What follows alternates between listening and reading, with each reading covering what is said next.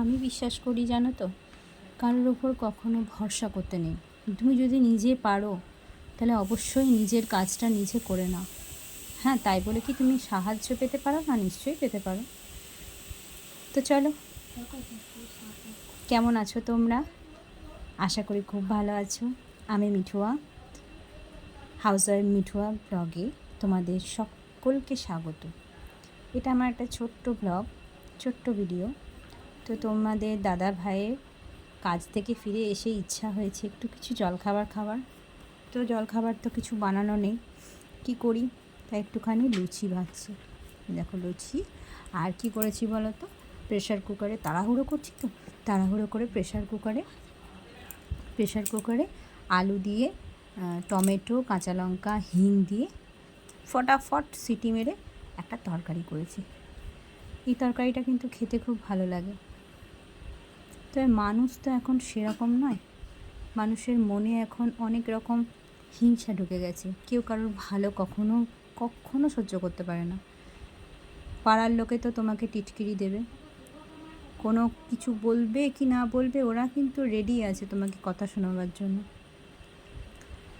জানি এসব কথা কানে নেওয়া যায় না, কিন্তু তাও মন খারাপ হয়ে যায়। কারণ আমরাও তো চেষ্টা করছি কিছু একটু করব, সবাইকার মতন না পারি, নিজের মতন করে বাঁচার চেষ্টা করব। এটা তো সবার অধিকার আছে, তাই না? তো সেই জন্য এক সময় মনে খুব খারাপ লাগে। তো কী করব। তো চলো, আমার লুচিগুলো ভাজা হয়ে গেছে।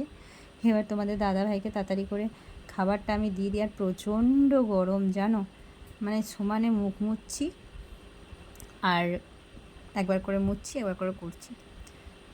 তো চলো তোমাদের দাদাভাইকে দিই গা। তো দাদাভাইয়ের জল খাবার এই দেখো, না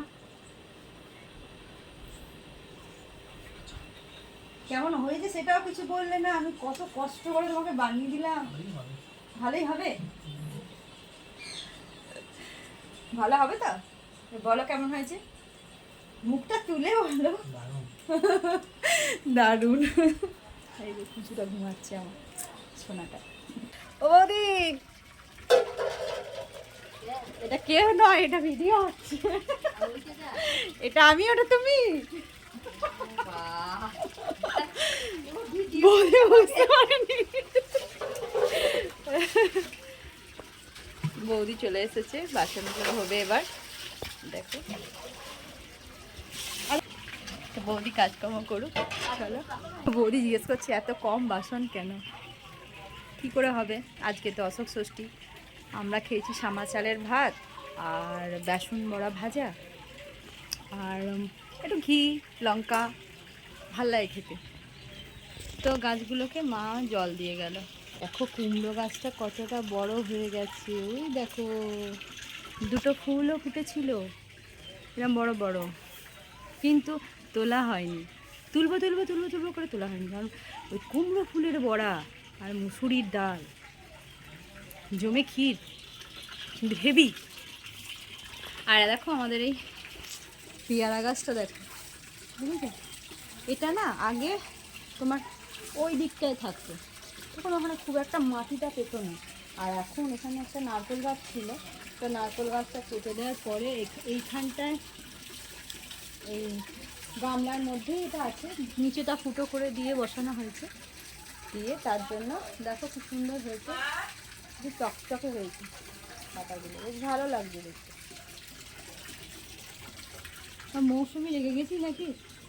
না না, মা কই সন্ধে দিতে যাচ্ছে, সন্ধে দিতে যাচ্ছে।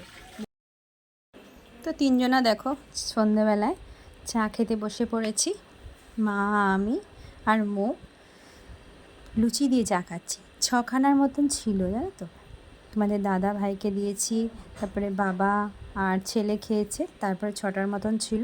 এই তিনজনে মিলে খেতে খেতে গল্প করছি। তো তোমরা নিশ্চয়ই চা খাচ্ছ এখন সন্ধ্যাবেলায়। তো চলো এবার আমি আমার ব্লগটা শেষ করি। কেমন লাগলো অবশ্যই জানিও। আর আমরা এইভাবেই বসে বসে একসাথে খাই তিনজনা।